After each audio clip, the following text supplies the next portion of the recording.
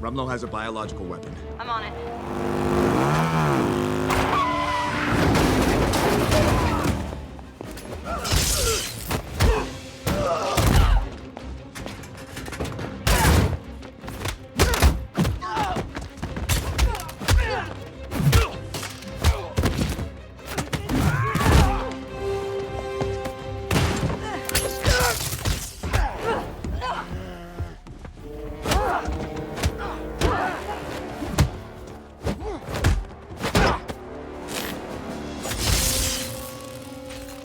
I don't work like that no more.